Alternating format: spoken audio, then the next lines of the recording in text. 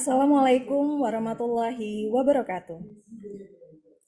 Yang terhormat Ketua Umum Himpunan Onkologi Ginekologi Indonesia, Dr. Brahmana Askanda, Spesialis Obstetri Ginekologi Subspesialis Onkologi. Yang terhormat Ketua Umum PP POGI, Profesor Dr. Yudi Mulyana Hidayat, Spesialis Obstetri Ginekologi Subspesialis Onkologi Demas. Yang terhormat staf ahli Direktur Utama PT Bio Farma, Dr. Sri Harsi Teteki, Magister Kesehatan. Yang terhormat para profesor dan guru besar, yang terhormat rekan sejawat SPOG, ginekolog onkologis, serta yang teristimewa para partisipan yang hadir secara online yang tidak bisa saya sebutkan satu persatu. Selamat siang dan salam sejahtera bagi kita semua. Selamat datang di acara webinar HPV DNA Detection for Cervical Cancer Screening with Urine as Alternative Specimen. Puji syukur kehadirat Allah Subhanahu wa Ta'ala kita panjatkan karena berkat rahmat dan karunia-Nya kita bisa bertatap muka meskipun secara virtual pada siang hari ini. Dan juga tentunya kepada junjungan kita Nabi Muhammad SAW. Dan tidak lupa saya ucapkan terima kasih kepada seluruh peserta webinar yang telah meluangkan waktunya dan dengan sangat antusias sekali ikut serta dalam acara webinar siang hari ini. Dan selama 2 jam ke depan bersama saya Dr. Hoirunisa sebagai Master of Ceremony pada acara siang hari ini. Seperti kita ketahui bahwa diskusi mengenai kanker serviks tidak akan ada habis-habisnya karena perkembangan mengenai kanker ini memang sangat dekat dengan aplikasi kasus sehari-hari di mana kanker serviks masih menjadi problem utama kesehatan wanita Indonesia, terutama di bidang ginekologi. Dan Indonesia juga masih menjadi juara bertahan angka kejadian kanker serviks tertinggi di Asia Tenggara. Dan ini menjadi satu ironi, padahal seharusnya kanker serviks menjadi satu-satunya kanker yang sangat bisa dicegah dan ditekan angka kejadiannya. Hari ini kita sama-sama akan menyimak paparan mengenai perkembangan terbaru metode screening kanker serviks dengan HPV DNA dengan urin sebagai alternatif spesimennya. Dan sudah ada 2 orang narasumber yang luar biasa yang telah berkenan hadir dan akan memaparkan materi, dan kemudian di akhir presentasi akan ada sesi diskusi. Sebelumnya izinkan saya memperkenalkan dulu kedua narasumber kita. Yang pertama yaitu Profesor Dr. Yudi Mulyana Hidayat, Spesialis Obstetri Ginekologi Subspesialis Onkologi Demas. Beliau juga merupakan Ketua Umum PP POGI. Selamat siang Prof. Yudi. Selamat siang, Assalamualaikum Dr. Nisa. Dan selamat siang buat Pak Bu Sekjen, Dr. Ali, dan yang lain ya. Assalamualaikum warahmatullahi wabarakatuh, Prof. Silakan.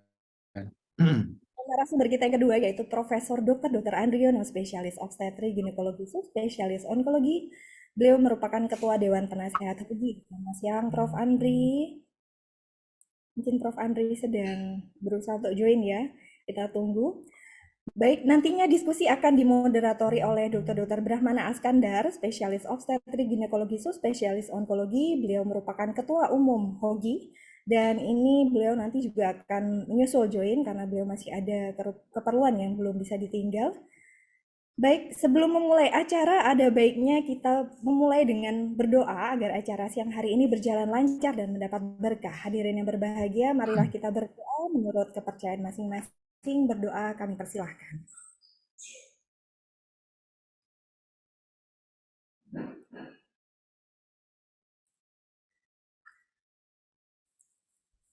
Berdoa dapat diakhiri. Acara selanjutnya adalah sambutan dari HOGI yang dalam hal ini akan diwakili oleh Wakil Ketua HOGI kepada Dr. Ali Budi Harsono, Spesialis Obstetri Ginekologi Subspesialis Onkologi. Kami persilahkan. Baik, terima kasih Dr. Nisa. Assalamualaikum warahmatullahi wabarakatuh. Yang saya hormatin Ketua POGI, Profesor Dr. Yudi M. Hidayat, Spesialis Obstetri Ginekologi Konsultan Onkologi. Yang saya hormatin staf ahli dari Direktur Utama Bio Farma, Dr. Hari. Selamat siang, Dr. Kemudian yang saya hormati juga Ketua Dewan Pembina HOGI, Profesor Dr. Andriono, SPP Subspesialis Onkologi, Ibu Sekjen, Dr. Tovan, para sejawat, para baik sejawat onkologi maupun sejawat obgyn yang ikut berpartisipasi di dalam seminar pada siang hari ini. Kami sampaikan permohonan maaf dari Dr. Brahmana sebagai Ketua HOGI karena beliau masih ada keperluan, operasinya nggak bisa ditinggal, kan, sehingga prolong, sehingga menyampaikan permohonan maaf dan nanti akan bergabung setelah selesainya tindakan yang sekarang sedang dilaksanakan. Sejawat sekalian, HPV DNA detection dengan menggunakan screening melalui urin ini adalah suatu inovasi yang relatif baru buat kita, sehingga menjadikan khasanah baru buat deteksi dini screening melalui HPV DNA. Rasanya menjadi sangat menarik pada diskusi atau presentasi seminar pada siang hari ini, sehingga beberapa modalitas screening kanker serviks menjadi beragam. Mudah-mudahan ini menjadi salah satu alternatif yang tentu buat kita di Indonesia akan lebih sangat bermanfaat, ya, apalagi dengan spesimennya urin. Ya. Tidak lupa juga kami ucapkan terima kasih kepada Bio Farma yang telah menginisiasi dan bekerja sama dengan HOGI untuk mewujudkan screening dengan urin ini melalui tes HPV DNA urinnya, dan juga Ketua POGI, Profesor Dr. Yudi, yang bersedia untuk menyampaikan forum ini pada forum POGI, sehingga ilmu ini dapat dinikmatin oleh seluruh anggota HOGI dan POGI, dan sehingga pemanfaatan alternatif screening melalui HPV DNA urin ini menjadi lebih baik lagi, ya. Dan juga kepada narasumber yang nanti akan menyampaikan paparan, saya sampaikan penghormatan dan penghargaan yang setinggi-tingginya, yang dalam hal ini menyampaikan ilmu, mudah-mudahan bermanfaat buat para anggota POGI dan HOGI. Demikian Dr. Nisa, mudah-mudahan kita bisa menikmati acara siang hari ini dan membawa manfaat yang sebaik-baiknya buat kepentingan perempuan-perempuan Indonesia. Terima kasih. Wassalamualaikum warahmatullahi wabarakatuh. Waalaikumsalam warahmatullahi wabarakatuh. Terima kasih Dr. Ali atas sambutannya.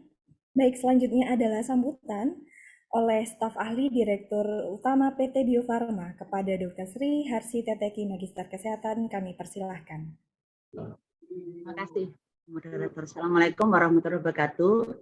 Salam sejahtera untuk kita semua dan semangat pagi. Yang saya hormati Dr. Ali Budi Harsono, spesialis obstetrik ginekologi, subspesialis onkologi, wakil ketua dari HOGI, dan Profesor Dr. Yudi Mulyana Hidayat, spesialis onkologi, subspesialis obstetrik ginekologi, subspesialis onkologi, Profesor Dr. Andriono, spesialis obstetrik ginekologi, subspesialis onkologi sebagai Ketua Dewan Penasihat HOGI. Dan hadirin semua, para sejawat, profesor, senior, dan yang saya hormati, alhamdulillah hari ini Bio Farma bisa bergabung dalam webinar yang diselenggarakan oleh HOGI dan kita dan POGI dalam judul DNA HPV Detection for Cervical Cancer Screening with Urine Assessment Alternative Specimen. Hari ini alhamdulillah kita menemukan sebuah waktu yang cukup berharga pada saat Bio Farma bersama dengan para ahli yang memiliki profesi yang dekat dengan para perempuan di Indonesia dan juga internasional untuk bersama-sama membahas suatu alternatif pemeriksaan deteksi kanker kanker leher rahim yang tentunya menjadi satu PR buat kita bersama, karena kematian ini untuk terkait dengan kanker leher rahim sangat tinggi dan nomor 2 di Indonesia. Dan deteksi dini untuk kanker ini tentunya masih sangat sedikit, ya, masih di bawah dari 5%. Tentu ini menjadi satu keprihatinan untuk kita semua.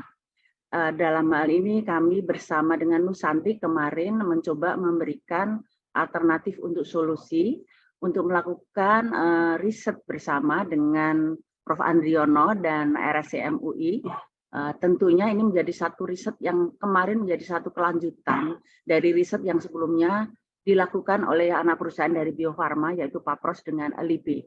Dan sebuah riset ini membutuhkan waktu yang relatif cukup lama juga kalau perjalanan dari awal, dari idenya dengan Prof. Andriono ini.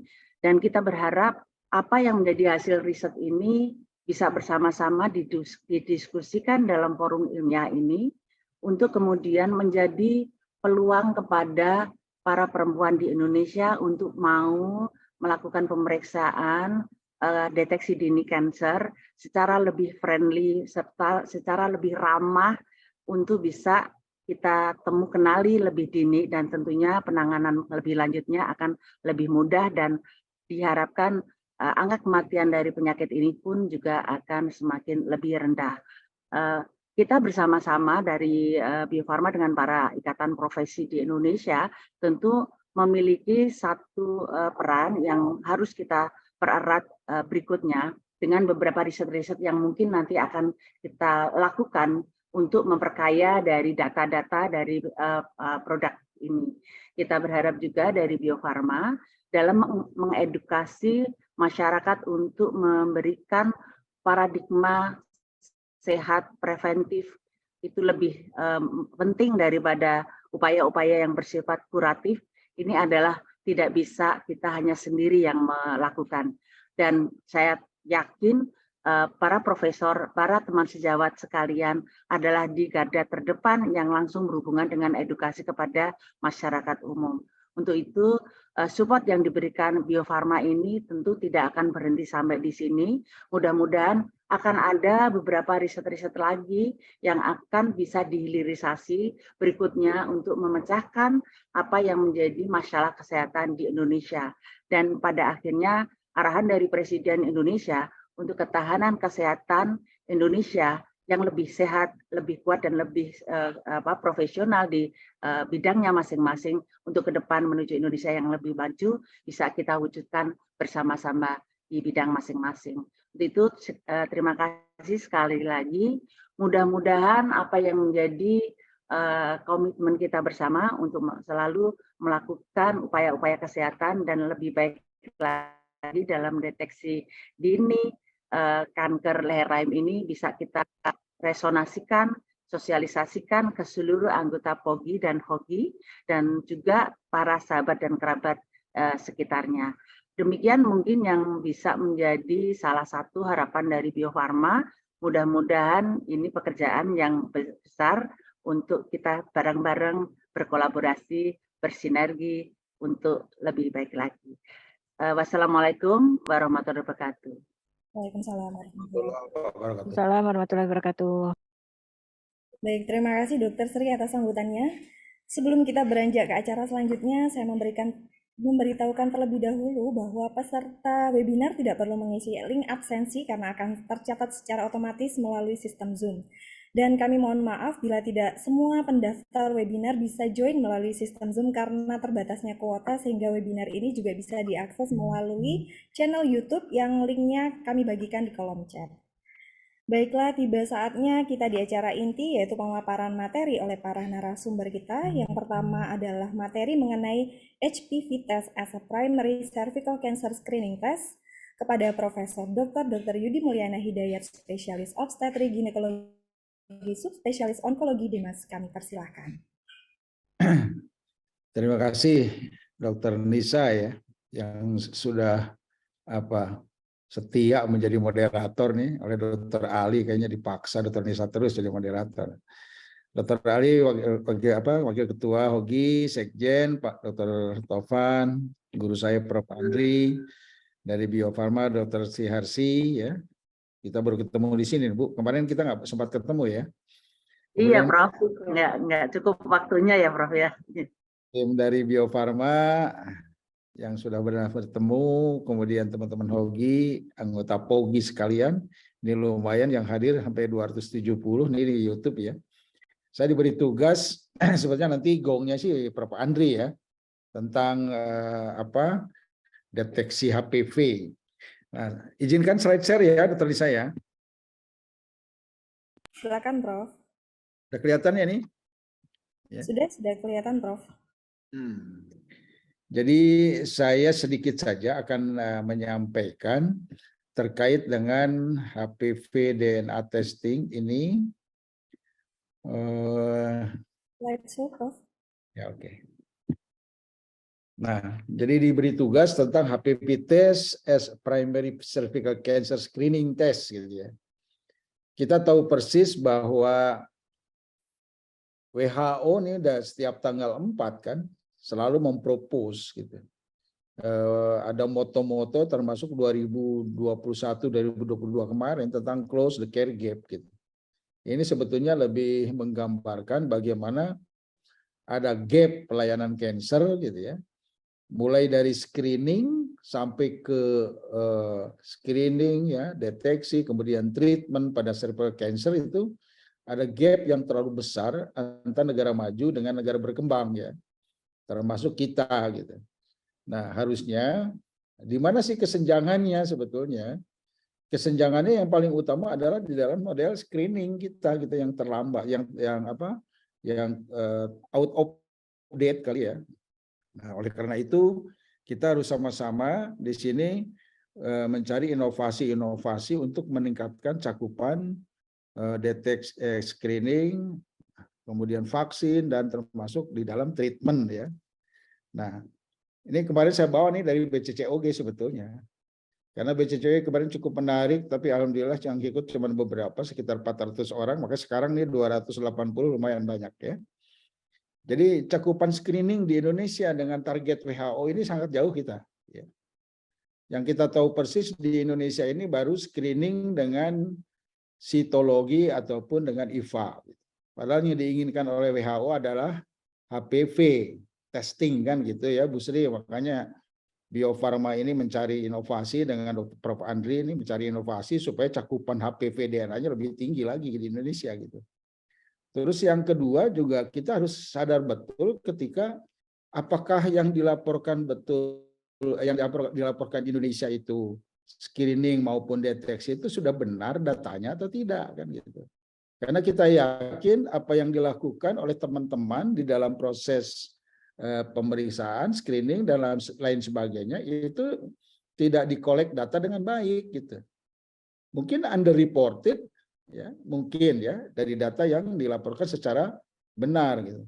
Nah, kemudian nanti bagaimana peranan dari HPV co-testing ini HPV DNA dengan sitologi, HPV dengan IVA. Nanti kemudian yang terakhir, mampukah DNA HPV RT menjadi screening nasional? Nah, ini ya. Nanti Prof. Andri mungkin untuk mencari inovasi di dalam konteks HPV DNA testing ini menjadi screening nasional gitu. Nah, ini data yang ada ya, cakupan screening di Indonesia 5 tahun terakhir ternyata sangat rendah sekali gitu ya. Malah dikatakan di sini hanya beberapa orang saja sekian persen wanita melakukan screening dalam 5 tahun ya. Jadi kurang dari 1 dari 10 gitu. Kita bayangkan berarti di bawah 10% Indonesia dalam 5 tahun melakukan screening gitu. Nah, sekarang WHO menganjurkan gitu. Mempunyai target 90% wanita yang berisiko ini harus tervaksinasi ya. Kemudian screening minimal 70% harus dilakukan gitu. Nah, ini bisa kita bayangkan, kita sekarang target untuk HPV DNA test berapa persen dari populasi berisiko ya pada wanita. Belum bicara laki-laki ya, kita bicara wanita. Kemudian 90% kasus yang sudah dideteksi harusnya diobati dengan baik. Nah, ini juga belum sampai di kita ya. Sehingga betul-betul pertanyaan yang sangat besar ya. Kira-kira mampu nggak Indonesia gitu untuk mencapai target eliminasi kanker pada tahun 2030 kalau kita tidak membenahi mulai dari struktur vaksinasinya harus ditingkatkan, kemudian deteksinya atau screeningnya juga harus ditingkatkan. Sesudah itu tentu treatmentnya terhadap kanker serviks. Dengan demikian target WHO ini bisa tercapai pada tahun kita berharap bukan 2030, harusnya sebelum dari 2030 kita harus mampu mencapai ini sehingga target eliminasi bisa kita lakukan sebelum 2030 kan gitu. Tapi agak sulit nih. Sekarang udah 2023, 7 tahun lagi ya. Itu yang sangat berat. Tapi yang mudah-mudahan nanti dengan pemerintah dengan program imunisasi nasional dan sebagainya mungkin vaksinasi bisa tercapai. Tapi screening nih yang harus kita pikirkan ke depan.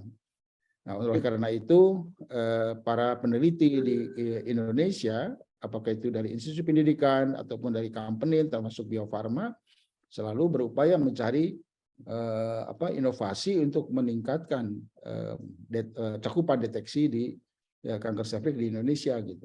Termasuk nanti akan dibahas untuk urin ya. Malah kami sedang melakukan penelitian juga dari darah haid. Mudah-mudahan nanti dalam waktu dekat nanti ada bandingan antara urin dan darah haid ya. Itu dalam upaya untuk meningkatkan cakupan screening. Nah, kemudian kalau kita bicara itu yang saya sampaikan ini. Jadi apakah data kita ini gitu ya, cukup akurat gitu ya. Sehingga satu keniscayaan apapun inovasi yang kita lakukan ya harus tercatat dengan baik di dalam data register kita. Siapa wanita dilakukan screening dan tentunya harus saat itu juga terregister ya. Nah, inilah harus dibuat ininya teknologinya. Sehingga apa yang digagas oleh Prof. Andri nanti seorang wanita diperiksa urinnya hasilnya negatif atau positif harus terrecord gitu ya. Nah, kita belajar dari COVID kemarin gitu ya. Peduli Lindungi bisa memeriksa. Seseorang sudah divaksinasi sudah tercatat. Sehingga orang pada tahu masuk ke mall saja itu udah data secara nasional dia tidak bisa masuk mall karena belum divaksin. Apakah serviks bisa? Bisa sebetulnya. Jadi data ini kalau perlu kita berbicara nanti Prof. Andi dan tim dari HOGI berbicara ke Kementerian Kesehatan bagaimana kita bisa memanfaatkan teknologi yang dipakai COVID untuk cervical cancer gitu. Nah itu yang mungkin bisa kita harus gagas sesudah webinar ini gitu ya. Tadi disampaikan gitu, bagaimana Indonesia ini selalu nomor 1 gitu ya. Nomor 1 kanker serviks, sepak bola nomor 1 dari belakang gitu ya. Kita bangga nih dengan kanker serviks tinggi terus gitu. Kemudian ya kita tahu persis bahwa ya syukur sih sebetulnya. Dulu cervical cancer di Indonesia mungkin zaman Prof. Andriono masih nomor 1. Keduanya mungkin breast. Tapi karena cancer cervix ini sudah ada screeningnya yang baik, vaksinasi yang mulai muncul, sehingga dia kasusnya mulai berkurang, sehingga dia turun di bawah payudara gitu. Mudah-mudahan bukan turun saja nanti, terjadi eliminasi yang baik pada tahun 2030 gitu. Yang kita tahu persis bahwa wanita yang berisiko di kita populasinya cukup tinggi. Dari 270 juta itu kurang lebih 100 sekian juta itu ada wanita populasi yang berisiko untuk kena kanker serviks gitu atau terinfeksi oleh human papillomavirus. Nah, ini dari kemarin kita sampaikan pada BCCUG, Dr. Ima menyampaikan waktu itu bagaimana guideline screening dari American Cancer Society. Di Amerika berani mengatakan sekarang ya tahun 2020. 2012 dulu masih sitologi lah, mungkin pap smear sebagai metode untuk melakukan screening ya. Sekarang Amerika 25 di bawah 25 nggak perlu mereka screening. Tapi 25 ke atas boleh screening dengan apa? HPV DNA test gitu ya. Tidak lagi sitologi pada tahun, walaupun ada sitologi taruhlah nanti dengan beberapa ketentuan yang berbeda dengan HPV DNA test. Kalau HPV DNA test negatif misalkan 5 tahun kemudian kan, kalau sitologi 3 tahun kemudian harus dites lagi gitu ya. Nah, hal seperti inilah memang di Amerika sudah ada kemajuan. Di kita untuk sitologi saja masih belum, cakupannya masih belum hebat ya. Cakupannya masih di bawah 30, 14 sekian persen gitu. HPV DNA lebih rendah lagi gitu ya. Jadi memang ini harus dicari inovasi untuk meningkatkan cakupan ini, terutama wanita yang berisiko 25 sampai 65 tahun. Nah ini ya, artinya rekomendasi WHO saja sudah menyampaikan ya, bahwa kita harus mulai screening ya, terutama pada dengan HPV DNA test ya, di atas 30 tahun, kalau negatif nanti 5 tahun ya. Nah, kalau di Indonesia masih sulit ya, melihat demografinya seperti ini ya, negara kepulauan dan begitu luas ya, untuk HPV DNA test mungkin untuk pemeriksaannya saja untuk mendistribusikan tools ya sampai ke daerah-daerah terpencil di Indonesia bisa begitu sangat sulit ya. Sehingga inovasi yang akan disampaikan oleh Prof. Andriono sangat penting tadi. Kalau memang betul bahwa urin bisa bisa mendeteksi adanya HPV DNA test kan nanti itu kan lumayan sangat praktis ya, mungkin mudah dilakukan ya, mudah-mudahan dengan begitu cakupan bisa menjadi luas gitu. Nah, kalau bisa kita bicara konsep dasar di dalam target pencegahan kanker serviks ya, kita tahu persis ada pencegahan primer, sekunder, dan tersier ya. Primary prevention atau pencegahan primer yang jelas meningkatkan higiene dan sanitasi dari wanita yang berisiko ya. Jadi orang biasakan dengan keputihan dan sebagainya, jangan dianggap satu biasa itu. Pasti di situ sudah terjadi kumulasi dari mikroorganisme yang menyebabkan gejala keputihan. Kemudian vaksinasi tentunya. Ini target WHO kita menginginkan 90% wanita atau populasi yang terrisiko infeksi HPV ini harus divaksin ya. Sekarang vaksin sudah mulai dari bivalen, quadrivalen, sekarang ada nonavalen gitu ya. Jadi mudah-mudahan sih dengan program nasional nanti bahwa wanita atau anak-anak kelas 5 dan kelas 6 SD divaksinasi secara nasional, diharapkan nanti masa besarnya, mulai seksual debutnya mungkin sudah terlindungi oleh antibodi yang dibentuk dari vaksin itu kan. Dengan demikian harapannya ya, karena kita menganggap atau bukan menganggap, karena kita mengetahui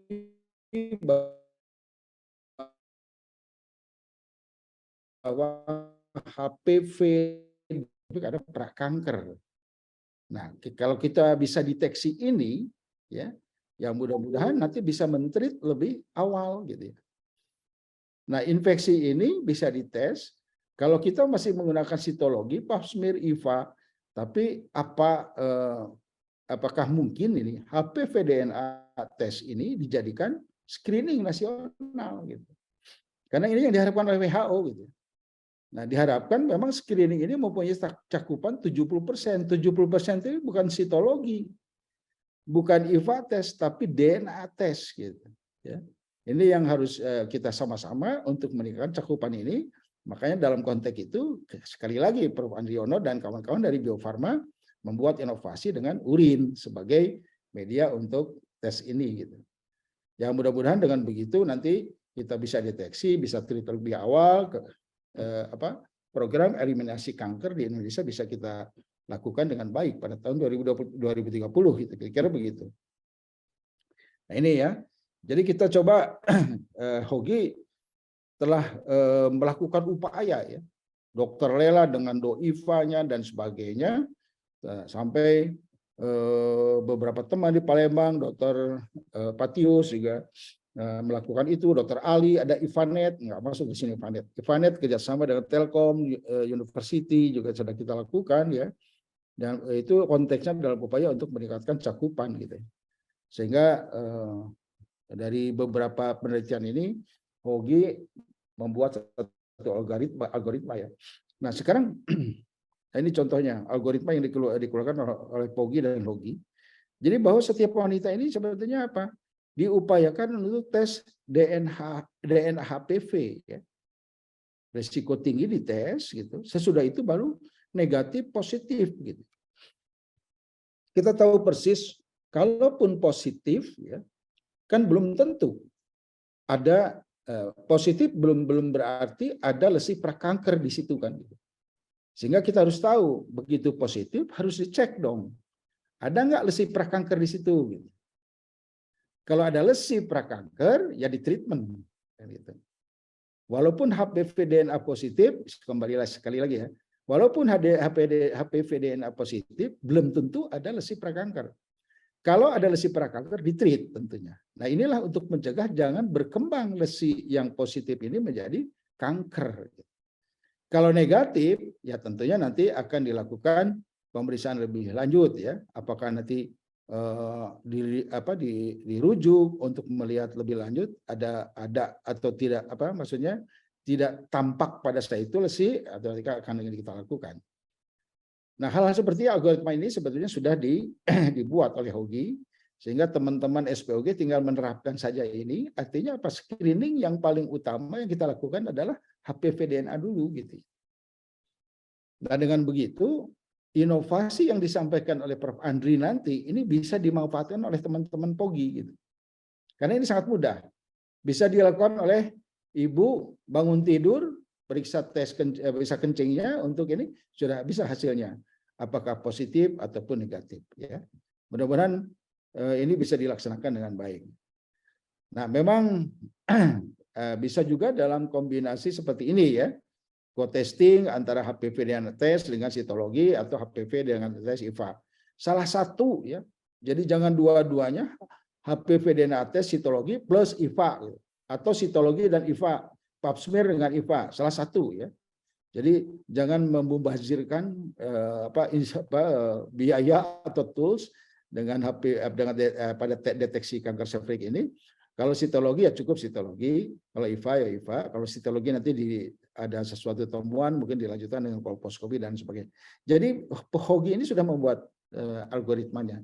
Tinggal silakan yang mampu laksana atau Anda prefer kemana, tapi yang paling penting screening itu HPV DNA dilakukan dulu, baru co-testing dengan sitologi maupun IFA ya, untuk melihat lesinya di mana boleh. Kalau misalkan ingin secara langsung melihat, mungkin IFA dilihat di situ nanti ada gambaran acetowhite-nya di jam berapa.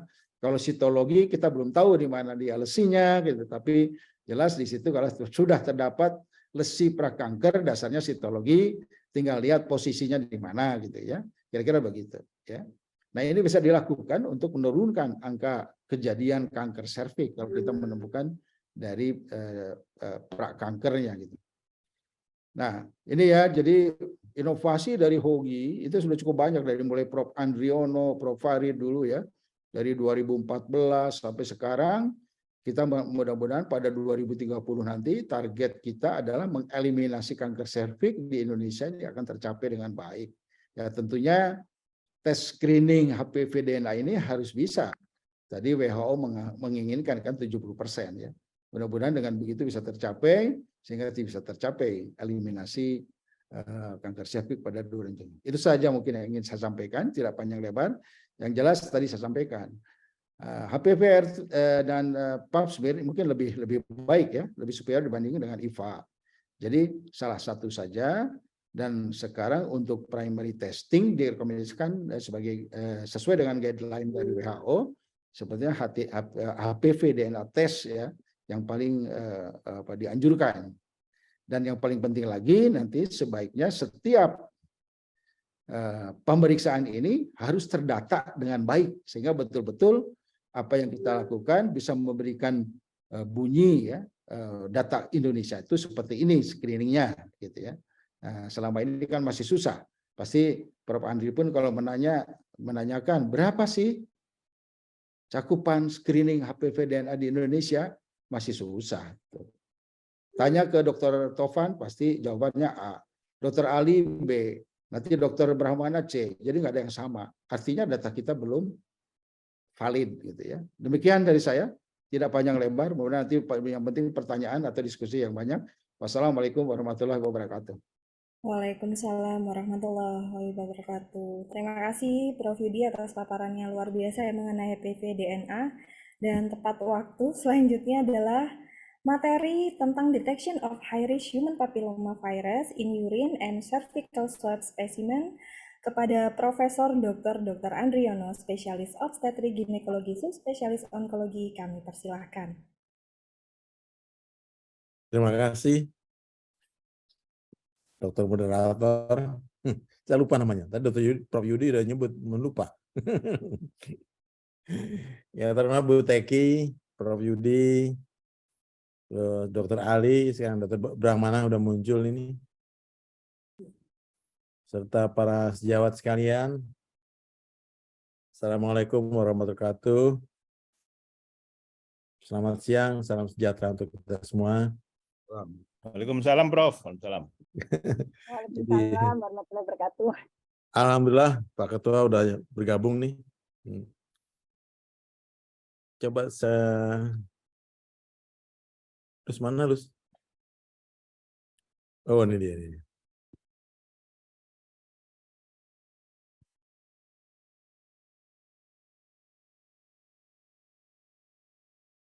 Saya coba share screen, ya.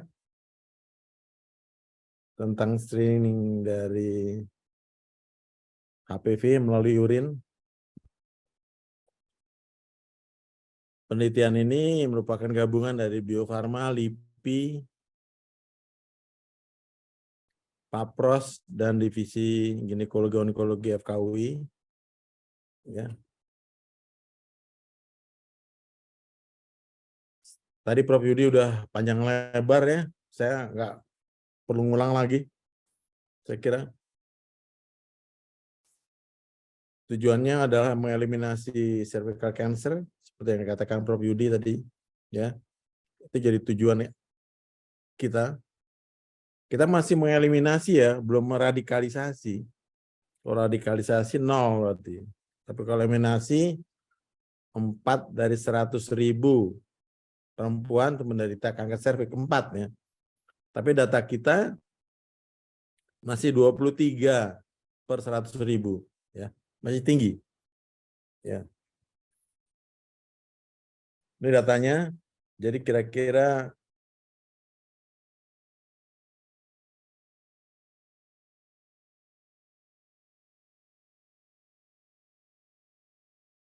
(1 sampai 1,3 per 1.000 nih kanker serviks.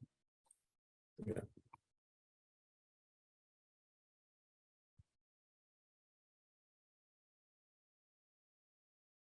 Ini sudah Prof. Yudi tadi sudah menjelaskan, saya nggak ulang lagi. Ini data kita, data penelitian yang kita lakukan antara kerjasama HOGI dengan Litbangkes, ya, 5 tahun yang lalu. Data penelitian itu meliputi dari Papua sampai Aceh. Itu datanya adalah yang pernah IVA baru 3,5%. Pap smear baru 7,7%. Jadi apa yang dikatakan Prof. Yudi masih rendah sekali kita. Jadi kira-kira kita baru screening itu kira-kira 11% lah. Ya. Sedangkan tadi datanya kalau untuk menurunkan, mengeliminasi kanker serviks harus 70%. Jadi masih sulit sekali kayaknya. Nah, alasan tidak screeningnya karena belum perlu, takut, dan malu. Sebetulnya ada satu lagi sini datanya, enggan ya. Dari data inilah yang menarik buat saya peneliti. Berarti orang Indonesia screening itu males ya. Malas datang ke rumah sakit atau ke klinik, dan lebih-lebih lagi kalau kita lihat malas pasien untuk melakukan pemeriksaan secara ginekologi. Ya, mereka enggan sekali. Malas lah periksa-periksa, dibuka-buka celana katanya. Nah, ini kendala. Sehingga screening kita rendah sekali. Nah, lalu saya mencoba meneliti Kobas dari Ross. Ini merupakan tes DNA yang sensitif sekali, cukup sensitif. Saya coba meneliti saya minta bantuan Dr. Indi, trainee kita untuk meneliti tes urin. HPV di urin disebabkan karena ascending dari vagina masuk ke vesika urinaria. Dugaan saya ascending itulah yang menyebabkan naik infeksi HPV bisa ke urin. Betul apa tidak ini? Nah, ini ya, saya harus buktikan. Apa betul kita bisa mendeteksi HPV di urin dengan teori ascending tersebut? Ya. Lalu kita teliti sampelnya kira-kira 100 sampel ya. Ternyata banyak juga yang rusak. Dari sini kita lihat agreement-nya antara serviks dan urin itu 84,72%. Ya. Agreement-nya, kesesuaiannya. Jadi kalau positif urin, positif serviks itu 84,72%. Kapannya ini? Ya. Sehingga menarik buat saya lagi. Kita lihat sensitivitas dari pemeriksaan tes urin ternyata mencapai 87,5%. Dengan spesifitas 83,9%. Nilai prediksi positifnya itu 60,9%. Jadi kalau positif di urin, kita percaya di serviks akan 60% positif juga. Negatifnya 95%. Kalau di urin negatif, berarti di serviks kemungkinan negatifnya 95%. Ya.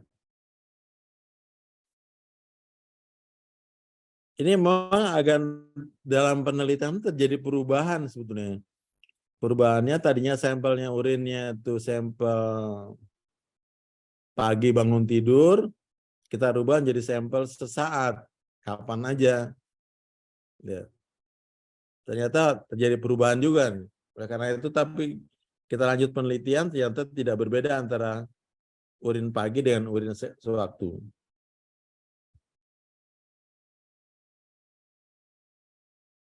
Kebetulan Pak Pros dengan LIPI membuat satu tes DNA HPV. Saya coba tempel di situ penelitian ini. Penelitian di urin. Karena penelitian urin ini akan menjadi bahan yang mudah. Si pasien bisa hanya sampel urin di rumah, dikeluarkan di rumah, dibawa ke lab, diperiksa DNA HPV-nya. Dan saya berharap tes DNA HPV di urin ini dapat meningkatkan cakupan screening. Kalau tadi cakupan hanya sekitar 11%, kita berharap bisa mencapai paling nggak 50% lah naik. Ya.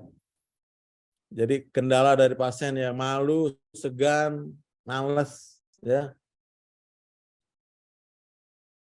dan lain-lain bisa dikendalikan. Hanya saya berharap pada Bio Farma harganya jangan terlalu mahal supaya cakupannya ini terjangkau hal pemeriksaan tes urin ini. Itulah yang kita harapkan sekali. Dari hasil penelitian kita dengan menggunakan pembanding Cobas, ya, di sini kelihatan, ya, sensitivitasnya cukup bagus.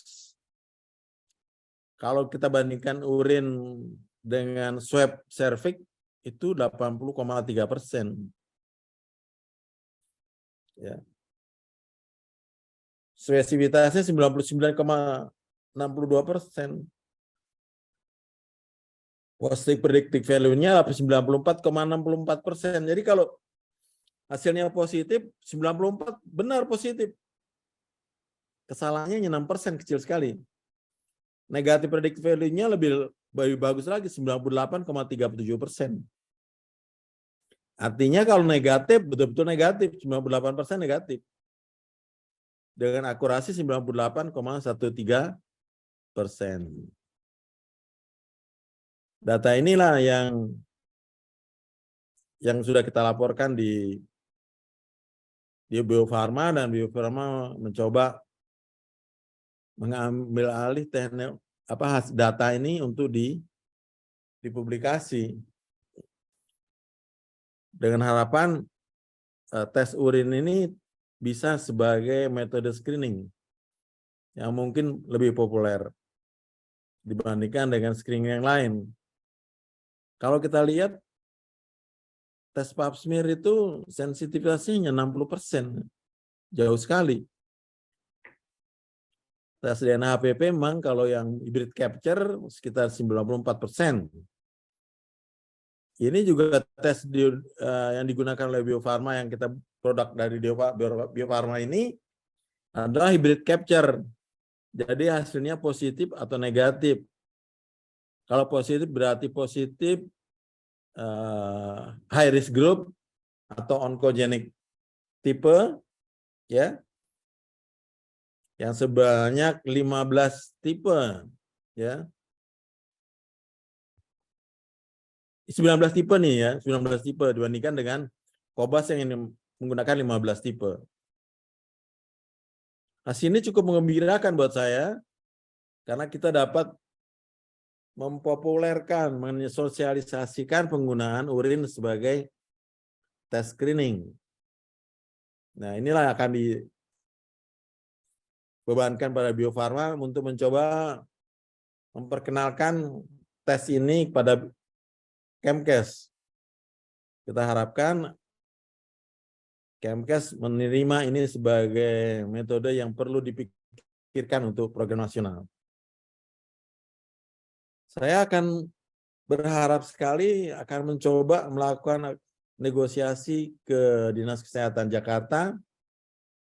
Bisa nggak untuk masyarakat Jakarta ini dilakukan screening dengan menggunakan tes ini sebagai program Jakarta Screening atau Jakarta Bebas Kanker Serviks. Ini yang akan kita garap, ya. Mudah-mudahan ini tercapai seperti vaksinasi sekarang sudah mudah-mudahan menjadi realitas yang kita dambakan untuk menurunkan kanker serviks.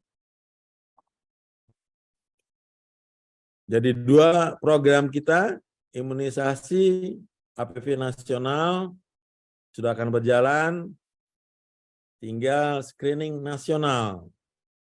Kita harapkan tidak ada lagi hambatan, segan, malu, ya, dapat kendala yang tidak baik. Mungkin dengan pemeriksaan urin ini akan dapat dijadikan suatu metode untuk melakukan screening kanker serviks. Saya kira ini singkat aja. Kalau saya cerita panjang, akhirnya nanti tesis nanti. Terima kasih. Mudah-mudahan ini bermanfaat.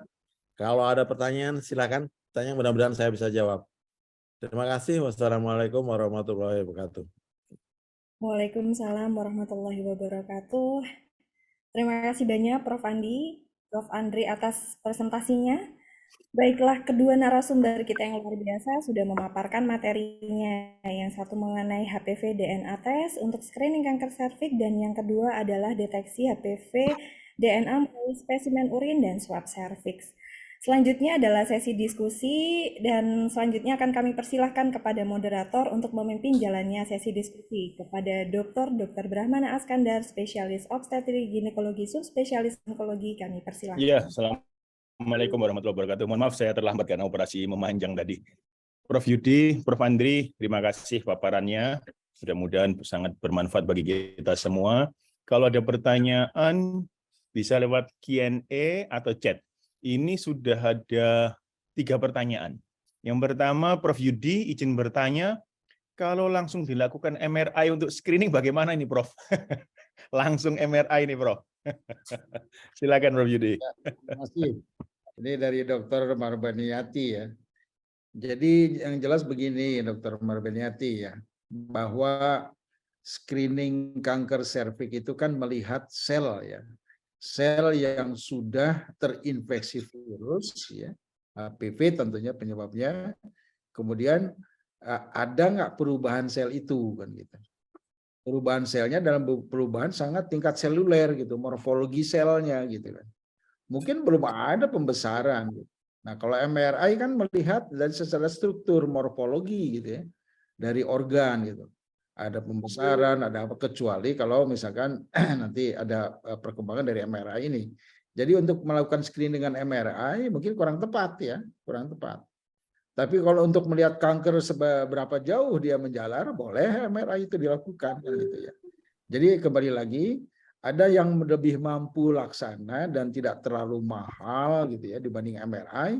Mungkin untuk screening cukup yang kita anjurkan adalah HPV DNA test. Tadi Prof. Andri sudah menyampaikan ada inovasi-inovasi untuk lebih mempermudah, lebih apa ya, supaya wanita itu tidak enggan membuka celana dan sebagainya. Nah, cukup kencing saja dia bisa melihat HPV DNA. Jadi untuk MRI mungkin kita tinggalkan dulu lah MRI ya untuk screening. Itu saja mungkin Dr. Brahmana, barangkali ada tambahan dari Prof. Andi, silakan. Oke, terima kasih. Mungkin ada yang ditambahkan, Prof? Kalau enggak, kita berlanjut lagi. Saya kira nggak usah, udah jelas tuh Prof Yudi bilang. Oke, jadi MRI itu mungkin begini pertanyaan Prof ya. Mungkin MRI itu screening, misalnya screening aneurisma cerebri, nah itu MRI itu. Karena kan kita melihat kelainan anatomi ya. Kalau kelainan anatomi mungkin screeningnya lewat MRI ini. Tapi ini kelainannya kan seluler ya, kita mungkin nggak lewat MRI. Terima kasih, cukup jelas jawabannya. Yang kedua, Dr. Amriah Suci Nurani. Apakah waktu yang terbaik, apa syarat wanita bisa datang melaksanakan deteksi dini? Baik IVA, Pap-smear, HPV DNA. Ini mungkin jadi satu saja ya, IVA, Pap-smear, HPV DNA jadi satu saja. Dan yang satu lagi melalui urin. Ini ada waktu khusus atau kapanpun berniat bisa dikerjakan. Silakan Prof. Andri dulu deh, gantian. Kalau penelitian kita dalam urin itu kapan aja, urin sewaktu bisa, ya. Tidak usah urin pagi. Memang paling bagus urin pagi, tapi ternyata hasil penelitian kita tidak berbeda antara urin pagi dan urin sewaktu. Silakan Dr. Prof Yudi. Terima kasih. Prof Yudi. Tidak boleh dilakukan lagi haid. Iya, tidak boleh. Nanti terpapar darah lagi kan. Makanya sekarang saya Prof. Andi sedang mencoba melakukan screening dari darah head gitu. Coba lagi gitu. Jadi artinya kapan saja bisa dilakukan, nggak ada alasan lagi head tidak screening kan gitu. Prof. Jadi kalau IVA, Pap-smear, DNA termasuk DNA yang urin tidak boleh lagi head, Bram.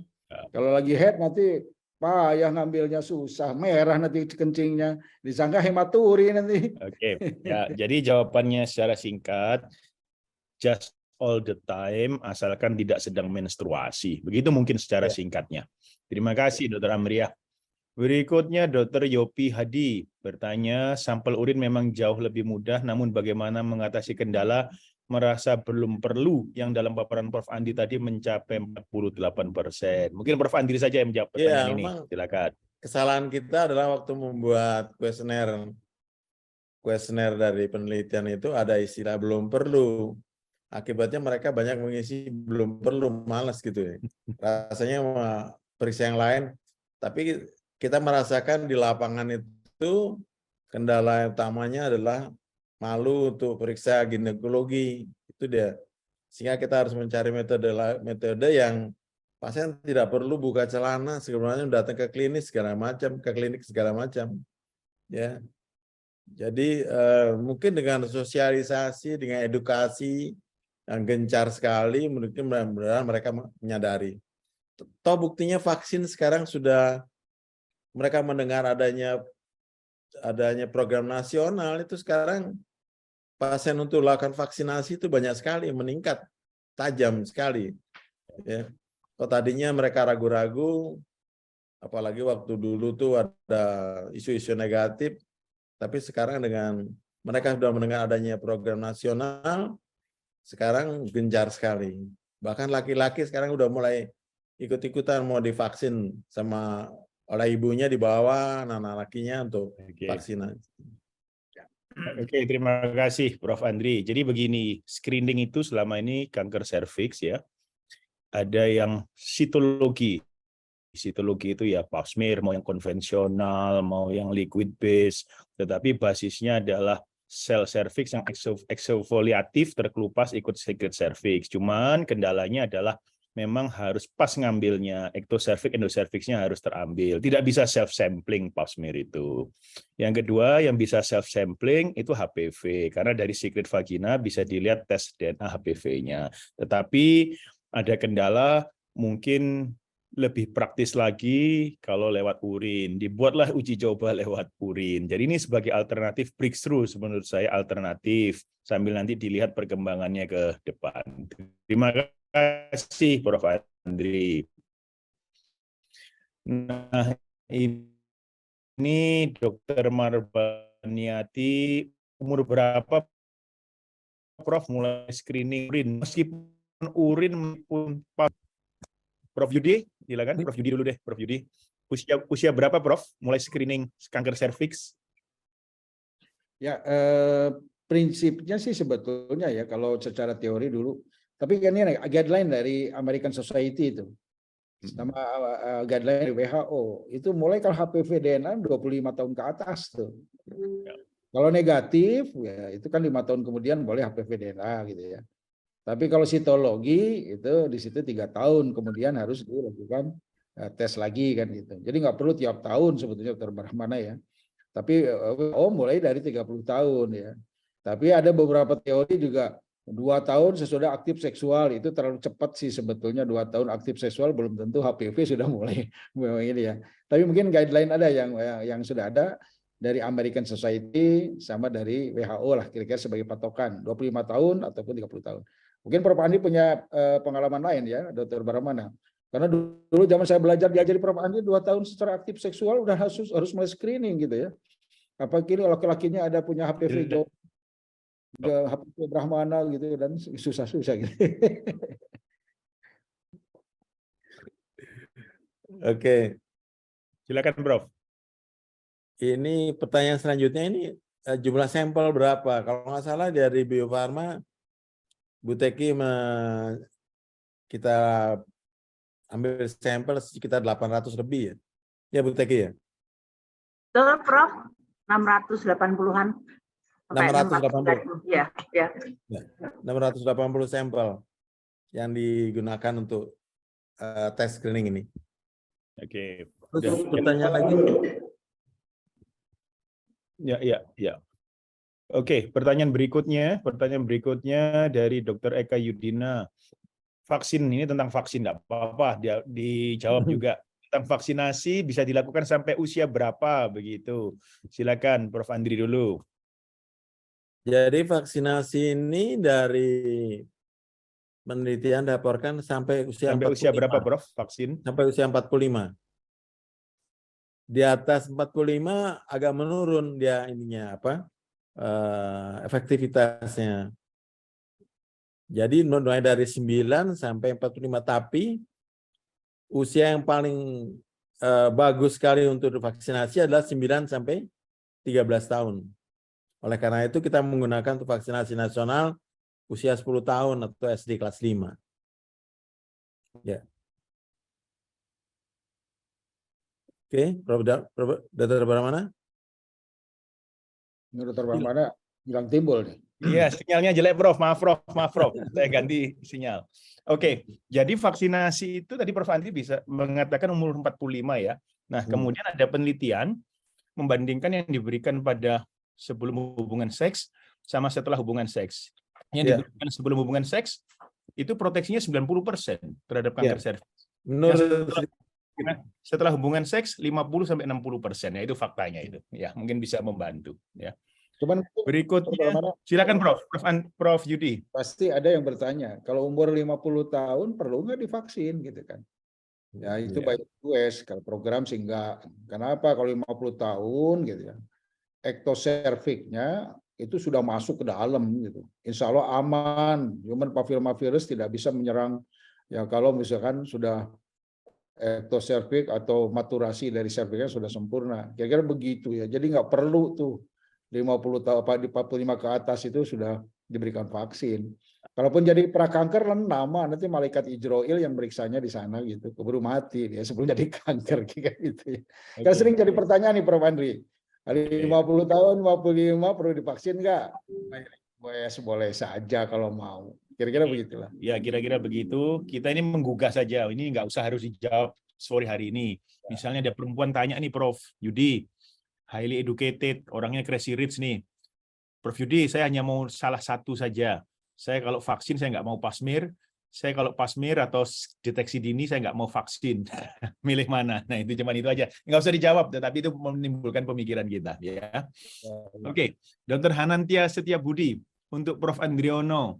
Pada penelitian awal kami ingin, sampel sudah. Ini yang anonimus, kepada yang terhormat Prof. Andriono, terima kasih banyak atas paparannya. Izin bertanya apakah ada kendala teknis dalam pemeriksaan HPV berupa dari urin, berupa sampel yang degeneratif atau hasil ekstraksi DNA yang rendah. Gimana Prof? Dalam prosedurnya ada kendala enggak dari Ya. urin? Dari kendalanya sih nggak ada ya, mungkin mudah sekali. Nah, di sini guideline-nya seperti apa? Jadi kalau di urin positif langsung kita kolposkopi serviksnya. Kalau nggak ada kolposkopi ya dicoba dicari di rujuk ke tempat rujukan kolposkopi. Kalau di kolposkopi nanti seperti yang dikatakan Prof. Yudi tadi, tidak ada lesi berarti hanya infeksi HPV. Tapi kalau ada lesi ya di treatment lesi itu ya sesuai dengan grade-nya. Itu dia. Oke. Terima kasih Prof. Andri. Izin, Prof. Ya. Dokter mana izin. Kalau Ya. nggak ada kolposcopy, doi saja, Prof. Bisa Ivan, bisa IVA. Kalau nggak ada Ivan. Ya. Ya. Oke. Ya. Dr. Elsa Amelia Firdaus, izin bertanya Prof. Andi dan Prof. Yudi, hasil tes HPV positif, apakah mungkin manajemen lanjutannya tanpa pemeriksaan ginekologi, Dok? Mengingat sulit merekomendasikan pasien tanpa gejala untuk ke arah sana untuk kontrol. Silakan Prof. Yudi.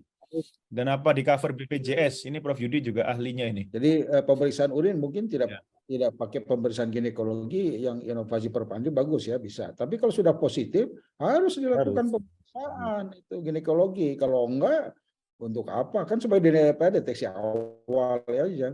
Nah, jadi gini, maksudnya kalau sel tereksfoliasi diperiksa positif. Sekarang lokasinya di mana kan lesi prakanker itu? Harus diperiksa. Pemeriksaan ginekologi ada atau tidak lesi prakanker, kalau ada di-treat kan begitu. Dasar itulah kita melakukan pemeriksaan. BPJS mudah-mudahan mengcover, nanti Dokter Brahma ngurusnya ini BPJS di cover harusnya ya. Karena harus ya pemeriksaan ginekologi. Ya, pemeriksaan ginekologi itu wajib lah. Jadi tidak bisa, jadi bukannya tes HPV lewat urin urin ini mengeliminasi kewajiban untuk lihat pemeriksaan ginekologi begitu ya. Oke. Kemudian ada pertanyaan dari Dr. Nelly. Bertanya, apakah DNA HPV itu dapat dideteksi sejak usia berapa, Prof? Oh, ini ada yang mau lebih dini lagi nih, Prof, periksanya ini. Mulai usia berapa bisa dideteksi? Ya. Dari usia berapa? Kalau urin mah kapan aja bisa. Dari data Prof itu usia termuda berapa, Prof? Mungkin kalau Prof masih ingat ya, kira-kira yang positif. Kalau dia anjurannya kan sebetulnya deteksi screening itu 3 tahun setelah menikah, setelah hubungan seksual pertama. Ya. Jadi ya kalau anak kecil ya nggak mungkin lah. Jadi kalau udah menikah, hubungan seksual pertama 3 tahun kemudian kita harus screening. Paling Dokter Brahma kalau belum menikah berarti HPV-nya yang ada di vulva tuh terbawaan akhiran urin gitu. Tapi kan maksud pemeriksaan HPV ini untuk deteksi kanker serviks kan. Ya. Itu kira-kira mungkin. Jadi kita berbicara screening itu kalau di Amerika masih memakai usia 21 tahun begitu ya, atau 3 tahun setelah hubungan seksual. Tapi kalau WHO mereka memakai 30 tahun sekarang karena WHO arahnya ke arah primary screeningnya menggunakan tes HPV. Jadi mungkin 30 tahun kalau WHO. Ya. Kalau WHO 30, sedangkan data kita yang perempuan kita menikah paling banyak usia 19 tahun dia, 47% menikah. Kanker serviks usia di bawah 19 tahun. Itu data dari Kemkes itu. Bankes itu. Oke. Dan kita punya kasus 25 tahun sudah kanker serviks, Prof. Nah, iya makanya loh, cocok kan? Di bawah 19 tahun dia udah hubungan seksual ya. Kalau 10 tahun terjadi kanker serviks cocok, beda 15 tahun dia menikah. Jadi kita sepakati aja mungkin Prof, kalau di kita minimal 3 tahun sudah aktif seksual dilakukan screening Betul. bermana ya. Ya, masih tetap ikut yang dulu. Ya. Beda Amerika sama kita. Jadi masih ikut yang dulu kita bahwa 3 tahun setelah seksually aktif. Ya, oke. Yang pertanyaan berikutnya, ini mungkin nanti kita harus diskusikan betul-betul. Untuk tes urin, apakah bisa menggantikan HPV dan tes HPV urin bisa menggantikan swab cervix begitu? Ada komen, Prof Yudi? Tadi Prof Andri lah yang jawab itu. Ya, Prof Andri boleh. Penelitian dengan Ini sensitif. beda, swab cervix itu beda ya. Swab cervix itu imunisasi sitologi ya, tes pap ya. Sedangkan urin tuh HPV. Dan kata tadi Prof Yudi mengatakan bahwa WHO tuh menganjurkan tes DNA HPV dengan hybrid capture. Jadi ya utamanya adalah sebaiknya kita sekarang beralih dari pap smear ke arah HPV DNA. Ya. Kita mulai beralih karena HPV DNA merupakan tes yang lebih sensitif. Tadi data yang di urin aja lebih tinggi daripada dengan pap smear. Pap smear sensitivitasnya 60%, sedangkan tes DNA HPV pada urin mencapai 80%. Kan lebih tinggi, lebih sensitif ya, Dr. Nikta. Okay. Mungkin Prof yang dimaksudnya begini, kadang-kala swab itu kan memang mengambil sel yang tereksfoliasi, tapi kan di situ ada HPV DNA-nya kan Prof ya. Artinya tidak perlu lagi kalau sudah urin diperiksa juga swab. Gitu. Enggak ya. Ya cukup urin karena sensitivitasnya sudah tinggi. Dari Prof Andi spesifitasnya 99, sekian persen berarti sangat tinggi itu kan spesifitas. Sensitivitasnya juga lumayan 80 sekian persen kan. Artinya mungkin salah satu Dokter Brahmana, jangan dua-duanya habis duit itu kasihan untuk. Nah, ini diskusinya menarik karena begini. Ada beberapa yang harus jangan disalahartikan. Dalam artian apakah tes DNA HPV urin saya sudah nggak perlu tes DNA HPV lewat secret cervix? Oke, mungkin iya. Yang kedua, apakah tes DNA HPV urin itu bisa menggantikan untuk melihat serviks melalui pemeriksaan visual dengan memasukkan inspekulo ke dalam vagina? Ini mungkin different story itu. Kenapa? Karena hati-hati kalau ternyata serviksnya memang sudah erosif luas dan lain-lain, kan nggak ketahuan dari DNA HPV urin itunya. Jadi itu different story kalau itu untuk periksa dalam itu ya. Jadi tetap harus ada periksa dalam karena mungkin saja nggak periksa dalam, kemudian DNA HPV urin negatif, orangnya keputihan terus dari Prof Yudi datang ke Prof Andri pasang spekulum. Oh ini ternyata erosi luas ini spekulumnya. Nah ini kemudian pasiennya, oh gimana Prof Yudi ya? Ini contoh, ini ilustrasi saja demikian ya, tentunya ya. Jadi different story itu. Dr. Angela Nur Prashanti, Prof Andriono untuk tes HPV dengan sampel urin ini, apakah urin langsung diproses di lab atau urinnya dikirim ke lab dalam waktu berapa lama? Terima kasih. Secepat mungkin dari rumah dikirim ke lab. Ya, jangan sampai 1 hari. Ya. Ya. Penelitian kita kalau nggak salah 6 jam. 6 jam cukup. Dari Bandung aja bisa dikirim ke Jakarta. Terima kasih. Makasih, Prof. Makasih. Jakarta Bandung kan 2 jam ya? Bisa. Surabaya, Jakarta nggak bisa. Surabaya dikerjain ada Surabaya. Oke, Dr. Pipit Dewi, izin bertanya, Prof Yudi dulu aja dah. Izin bertanya untuk vaksin di usia 9 tahun, sebetulnya potensi penularan untuk anak di bawah umur ini dari mana ya Prof ya? Ya mungkin Prof Yudi bisa jawab, kenapa kok advisnya mulai umur 9 tahun? Sekarang kan program nasional kelas 5 SD dan kelas 6 SD. Saya yang mengusulkan SD kelas 5, ya. Itu karena pada usia 9 tahun sampai 13 itu efektivitasnya yang paling tinggi. Dan dalam penelitian efektivitas itu bertahan sampai 12 tahun sekarang ya. 12 tahun, jadi kita nggak usah takut. Bukan vaksinasi itu digunakan untuk mencegah. Sekarang tujuannya adalah untuk mencegah kanker serviks pada masa akan datang. Pada masa dia akan menikah. Gitu, atau sudah menikah. Jadi bukan anak-anaknya ini. Tapi anak-anaknya itu dengan vaksinasi pada usia anak itu imunitasnya lebih tinggi. Ya. Ya, pernah operasi nanti. Oke. Jadi untuk mencegah disease bukan pada anak-anaknya itu, tapi efektivitas imunitasnya paling bagus dibangkitkan dengan vaksin pada usia yang muda begitu. Bahkan 9 sampai 15 tahun, that's the best time ya. Itu ya Prof ya. Ya. Berikutnya Prof, Prof darah nih. Dr. Nelly, Prof izin bertanya persentase keakuratan screening lewat urin dibanding lewat darah begitu. Oh, lewat darah ini Oke. perbandingan. Saya juga udah melakukan penelitian juga sama Dr. Indi juga.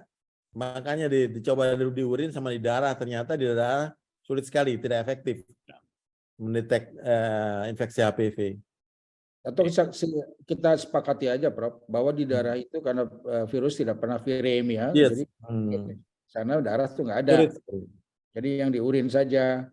Mungkin kemudian keduanya, Dr. Brahmana, saya menambahkan ini ya. Jadi benar rumor yang memberikan vaksinasi pada anak-anak bukan dihubungkan dengan memberikan apa supaya aman mereka melakukan hubungan seksual, tidak begitu gitu. Justru memberikan vaksinasi pada anak-anak, antibodi yang terbentuk itu sangat baik dan bisa bertahan lama gitu. Sehingga pada kondisi dia aktif seksual terlindungi gitu. Ya itu yang sering ada pertanyaan gitu. Seolah-olah itu yang membuat vaksinasi jadi kurang berkembang, seolah memberikan keamanan melakukan seksual sebelum nikah nantinya gitu. Itu berapa? Betul, terima kasih Prof. Terima kasih remindingnya ya. Berikutnya bagaimana melihat keberhasilan daripada vaksin serviks? Bagaimana kita bisa tahu vaksin tersebut masih efektif atau tidak di dalam tubuh kita? Berapa lama kekuatan vaksin serviks? Nah, memang vaksin serviks tidak ada imun markernya seperti hepatitis ya. Mohon komen dari Prof. Andri. Ya, pemeriksaan imun sistemnya itu ya berdasarkan penelitian, tidak individual seperti hepatitis ya. Karena mereka sendiri mengatakan bahwa untuk pemeriksaan imunitas itu tidak bisa secara individual. Alasannya apa saya juga nggak tahu persis. Ya. Jadi kita hanya mengambil data-data dari yang mereka sedang melakukan penelitian khusus. Di luar negeri pun tidak dilakukan individual test, tapi semuanya berdasarkan hasil penelitian. Penelitian itu yang karena dimonitor terus, setiap tahun monitor terus. Dari MSD juga melakukan monitor terus sampai sekarang yang dewasa itu udah sampai masuk angka ke-15 tahun ke-15 ya terdetek, dan anak-anak juga sudah mencapai 12 tahun. Itu dia. Oke, terima kasih. Prof. Yudi ada tambahan mengenai hal ini? Jadi memang kita tidak bisa menjawab ini secara ini ya, harus betul tadi disampaikan Prof. Andri. Ini by riset gitu. Wanita yang dijadikan maaf kelinci percobaan ini katanya antibodi levelnya masih tinggi gitu ya. Sehingga kita tidak sampai saat ini pun belum merekomendasikan yang disebut booster kan. Yeah. Ya, artinya sudah berapa tahun nih bertahan, 14 tahun sudah sekarang, mungkin udah berapa tahun sekarang, udah 16 tahun, mungkin 20 tahun nih sekarang Prof gitu ya. Artinya kalau orang divaksin 40 tahun mungkin seumur hidup dia nggak perlu lagi divaksin lagi kan begitu ya. Masih ongoing riset lah ya gitu. Walaupun untuk melihat titer antibodi nggak punya alatnya gitu. Nanti Dr. Brahmana lah membuat sendiri gitu kira-kira antibodi yang ini berapa perlu divaksin atau tidak tergantung antibodi yang terbentuk. Ya, itu aja. Mungkin maksudnya kalau misalnya ada bagus juga, misalnya ada imun markernya, oh saya nggak perlu screening lagi gitu ya. Tapi kan tidak demikian ya. Oke, berikutnya izin bertanya Prof, vaksinasi HPV untuk laki-laki bagaimana Prof? Mengingat virus HPV juga ditemukan pada laki-laki dengan CA prostat dan CA penis. Menarik ini. Silakan Prof Andri. Jadi laki-laki divaksinasinya itu dalam penelitian itu 9 sampai 26 tahun. Jadi dianjurkan boleh vaksinasi kalau usianya 9 tahun sampai 26 tahun. Memang pada laki-laki HPV itu bisa terkena CA penis. Sedangkan prostat dinyatakan ada laporan pada CA prostat ditemukan DNA HPV. Tapi belum bisa dipastikan adalah penyebab CA prostat adalah HPV. Bisa saja tidak, bisa saja iya. Tapi jelas ada penelitian mengatakan bahwa pada beberapa spesimen CA prostat ditemukan infeksi HPV. Bukan hanya prostat sebetulnya ya, kolorektal cancer juga ada ditemukan DNA HPV, bahkan di paru-paru terdetek juga adanya DNA HPV ya. Banyak sekali di orofaring ada DNA HPV, jadi bukan hanya di prostat. Tapi vaksinasi itu sekarang sudah dicanangkan bisa mencegah 3, yaitu cervical cancer, terus rectal cancer atau anal cancer, dan juga orofaring cancer. Itu dia. Oke, terima kasih, Prof. Terima kasih, Dr. Brahmana. Terima kasih, Prof. Andri. Ini untuk Prof. Yudi nih, spesial. Bagaimana untuk pasien yang CA cervix? Apakah suaminya perlu screening? Jadi gini, sebetulnya menambah juga dengan pertanyaan tadi. Sekarang vaksinasi pada anak laki-laki sudah diwajibkan di Australia itu contohnya kan, Dr. Brahmana. Ya, di Australia sudah. Australia sama Amerika. Program imunisasi nasional mereka laki-laki dan perempuan sudah diberikan. Artinya HPV related cancer ini udah banyak, termasuk di laki-laki tadi sampaikan Prof. Andri. Ya siapa tahu orang iseng-iseng kayak Dr. Brahmana misalkan sering karaokean kan begitu, jadi mau kobukal cancer pun HPV itu kira-kira begitu. Apalagi anal cancer udah banyak gitu. Nah sekarang dikaitkan dengan vaksinasi pada laki-laki. Ya laki-laki juga boleh, memang harus wajib kok divaksin, cuman belum jadi program nasional. By request kalau dia sadar untuk banyak penyakit ya di laki-laki pun berhubungan HPV, why not gitu vaksinasi gitu. Tapi bukan untuk kanker serviks dia. Jangan punya anggapan nanti laki-lakinya divaksin, HPV di perempuannya nggak perlu. Nah itu yang salah. Karena walaupun laki-laki divaksin, perempuannya harus divaksin karena laki-laki akan membawa virus HPV ke serviks kan begitu. Itu mungkin Dr. Brahmana. Jadi dibalik kalau di sini pertanyaannya, kalau wanitanya HPV positif, laki-laki harus divaksin atau enggak? Dua-duanya juga harus divaksin. Kalau secara teori kan seperti itulah. Oke, terima kasih. Apakah tipe HPV bisa dideteksi juga dari urin? Artinya begini, Prof. Mungkin pertanyaannya saya lebih jelaskan ya. Apakah yang dideteksi dari urin ini yang high risk kah? Apakah yang low risk kah? Ataukah interpretasi hasilnya bagaimana, Prof? Silakan. Ini dia sama dengan hybrid capture, jadi positif negatif. Jadi kalau positif berarti high risk group. Oke, jadi artinya kalau positif paling tidak mengandung salah satu high risk. Bisa 1, bisa 2, bisa 3. Begitu ya, Prof ya? Minimal salah satu positif. Oke, itu mungkin jawabannya ya. Ini pertanyaan mengenai vaksin ya. Ini karena menyangkut HPV, deteksi dininya juga vaksin banyak ternyata pertanyaannya. Prof Andri, izin bertanya kalau vaksin 1 kali apakah perlu booster? 1 kali terus lupa, Prof.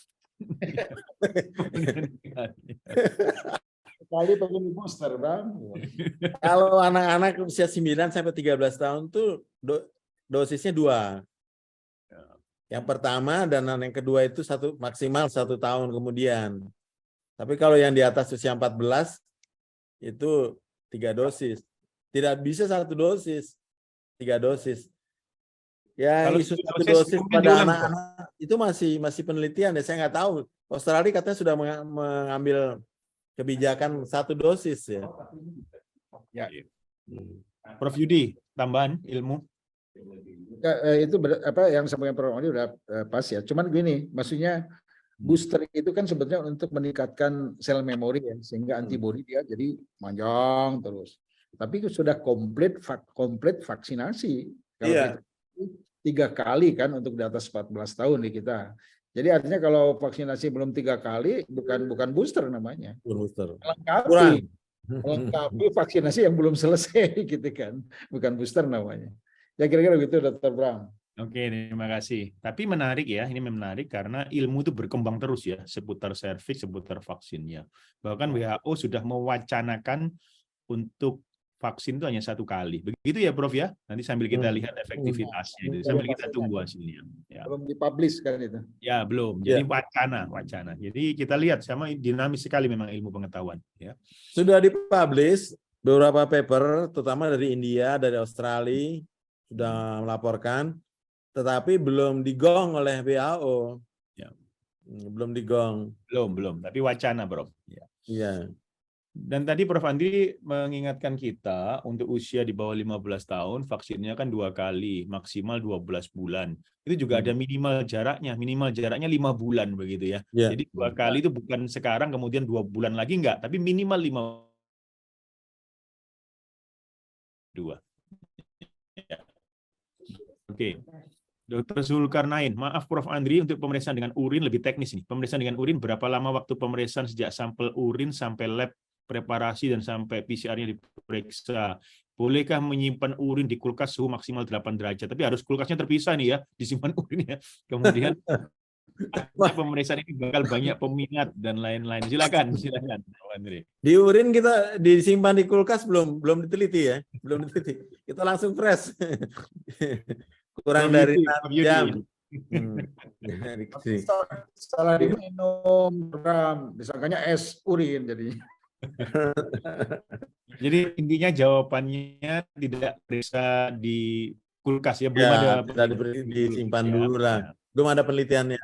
Silakan Dr. Zulkarnain kalau mau neliti yuk sama saya. Ya, bagus juga ini. Izin bertanya Prof. Andri, vaksin HPV dilakukan sebanyak berapa kali? Oh, ini saya balik untuk Prof. Yudi aja deh. Prof. Yudi Ketua PP POGI nih. Vaksin HPV dilakukan sebanyak berapa kali? Apakah sudah tercover oleh BPJS Kesehatan? Ya tadi sudah dijelaskan, program imunisasi nasional kita sepakat untuk kelas 5 dan kelas 6 itu 2 dosis kan, dengan jarak 1 tahun kan, 12 bulan. Tapi untuk luar itu tetap kita vaksinasi 3. Itu jarak 0,1 itu tidak boleh. Yang kedua dan ketiga tidak boleh lebih dari 12 minggu kalau nggak salah. Ya. Oke. Bisa diberikan kalau misalkan terlalu dekat juga nanti sel memori yang terbentuk tidak cukup baik gitu ya. Jadi jarak minimalnya harus ingat. Tapi kalau jarak maksimal masih bisa kita toleran gitu ya. Tapi minimal komplitnya 3 dosis. Nah, sekarang untuk BPJS, nah itu urusan Brahmana sebetulnya nanti ya. Jadi sampai saat ini memang pemerintah belum mengakomodasi vaksinasi ini, baru program imunisasi nasional saja yang akan atau yang insya Allah sih digratiskan kan gitu. Mudah-mudahan setiap provinsi kabupaten nanti membuat ininya ya di APBD, mengalokasikan dana untuk itu semua. Kita sama-sama propose aja anggota POGI sekalian untuk mempropos ke pemerintah daerahnya kalau bisa dianggarkan di setiap kabupaten untuk vaksinasi pada ibu, syukur kalau bisa. Minimal anak-anak harus tercover semua lah, kira-kira begitu. Jadi secara singkat, anak kelas 5 dan kelas 6 SD gratis. Itu program pemerintah yang ditambahkan berkat Prof. Andri mulai tahun 2023 ini. Tetapi di luar kelas 5 dan kelas 6 SD masih berbayar. Yaitu kesimpulannya itu demikian. Ya, nanti kita lihat perkembangannya ke depan. Yang kedua, Dr. Tika menyambung pertanyaan sebelumnya, jika wanita usia reproduktif harus screening dulu sebelum vaksin, bagaimana dengan pria? Prof. Andri, silakan. Apa screening dulu pada prianya sebelum divaksin? Ya, untuk pria ini screeningnya masih terhambat ya, agak sulit. Pemeriksaannya menggunakan dakron biasanya. Dilapis dakron, penis itu berapa 1 jam, baru diperiksa dakronnya. Nah ini kendalanya dakronnya ini nggak ada, sulit sekali. Saya hanya mencoba pernah penelitian menggunakan dakron, ya itu harus pesen dulu dakronnya. Jadi masih kendala ke pria. Tapi ada penelitian dari dokter kulit, sejawat kulit itu langsung dilakukan kolposkopi, yang istilah mereka peniskopi katanya. Oke. Tapi jadi, ada kendala sekali. Jadi intinya belum ada, belum. Juga belum urgent mungkin ya, mungkin sehingga nanti kita lihat perkembangannya. Bram, ada silakan Prof. Yudi. Ada ini ya, jadi untuk supaya tidak cakupan screening kita tidak dan cakupan vaksin, jadi kita ada moto ya, get screening dan get vaccinated earlier kan gitu. Jadi artinya di screening tanpa nunggu hasil, vaksin saja dia. Karena takutnya kalau dia mau divaksin, vaksin saja. Sambil kita jelaskan bahwa kalau ada lesi prakanker berarti harus di-treat kan begitu. Karena banyak sekali ini cakupan vaksin kurang karena wanita tidak datang lagi gitu. Itu salah satu mungkin kebijakan yang harus kita coba pilih, tapi betul-betul kita harus mampu menjelaskan pada wanita Indonesia kan begitu. Jangan sampai nanti sudah di screening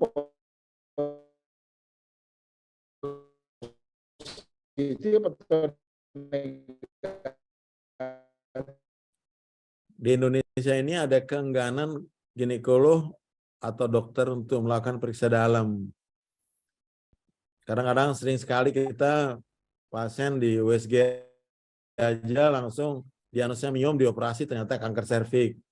Jadi untuk mencegah jangan sampai terjadi vaksinasi yang salah, begitu divaksin terjadi kanker serviks, nanti vaksinnya disalahin kanker serviks, ya. Itu dia ini kendala yang dulu. Oleh karena itu kita menggunakan screening terlebih dahulu. Waktu itu saya rapat di Singapura nggak salah, waktu rapat pembuatan guideline vaksinasi itu juga dipertanyakan kenapa Indonesia pakai di screening, kan langsung divaksin juga nggak apa-apa. Ya saya bilang beda, kita keengganan ginekolog kita untuk melihat serviksnya, itu udah ngelihat porsionya, sehingga kita takut kecolongan nanti pasien divaksin sudah ada kanker serviks divaksin, nanti vaksin disalahkan karena vaksinasi ini sehingga terjadinya kanker serviks, padahal beda jalur tuh ya, itu dia. Oke. Karena kita pernah mengalami sih ya, jadi pasien kanker serviks di poliklinik dibiopsi oleh residen dibiopsi, ternyata metaparu, besoknya difoto metaparu, kita disalahin, gara-gara dibiopsi terjadi metastasis paru. Masalahnya sampai 3 bulan tuh belum selesai. Akhirnya selesai 3 bulan terpaksa bayar SP21-nya. Ya, Bro. Oke. Ini saya sudah diingatkan tentang waktu, tapi ada pertanyaan yang harus kita diskusikan, kita jawab di sini karena penting ya. Prof. Andri, untuk tes HPV DNA bisa dilakukan di lab mana? Itu ya mungkin pertanyaannya. Silakan. Ya di mana aja tuh. Bisa. Oke. Terima kasih Prof. Andi. Ya. Jadi rasanya diskusinya cukup dinamis selama 30 menit ini, tetapi kita terima kasih, paling tidak ada salah satu alternatif pemeriksaan DNA HPV lewat urin ya. Itu nanti sambil kita lihat perkembangannya ke depan bagaimana, guideline dunia bagaimana, guideline WHO bagaimana tentang yang urin ini. Tetapi sudah diteliti di sekitar 600 perempuan di Indonesia. Jadi yang paling penting adalah kanker serviks harus bisa diturunkan angkanya bersama-sama kita semua, bukan oleh onkolog saja, bukan Prof. Andri, Prof. Yudi, saya, tidak mampu kita, tetapi dari semua elemen, masyarakat, dokter umum, bidan, SPOK, dan semuanya bisa memainkan peran masing-masing menurunkan angka kanker serviks. Jadi kanker serviks kuncinya adalah prevent HPV, screen, and treat mungkin ya. Mungkin demikian dari saya selaku moderator. Saya kembalikan kepada Dr. Khairunisa selaku host. Terima kasih, Mas. Baik, terima kasih kepada moderator Dr. Brahmana yang telah berkenan memandu jalannya diskusi kita yang sangat menarik pada siang hari ini. Terima kasih banyak juga kepada narasumber kita yang sudah memberikan materi yang sangat luar biasa. Semoga apa yang disampaikan bisa bermanfaat untuk kita semua dan menjadi bekal kita dalam praktek klinis sehari-hari. Luar biasa, banyak sekali pertanyaan yang masuk, namun mohon maaf sekali lagi karena tidak semua pertanyaan bisa terjawab karena terbatasnya waktu. Terima kasih untuk Dr. Ali Budi juga, Dr. Tovan, dan Dr. Sriharsi Teteki. Alhamdulillah, tunai sudah seluruh rangkaian acara webinar siang hari ini. Sampailah kita di penghujung acara. Terima kasih kepada seluruh panitia dan peserta yang telah mengikuti acara ini dari awal hingga akhir. Dan mohon maaf bila terdapat hal yang kurang berkenan selama acara berlangsung. Saya selaku MC mewakili seluruh panitia webinar mohon izin undur diri. Akhir kata, wassalamualaikum warahmatullahi wabarakatuh. Waalaikumsalam.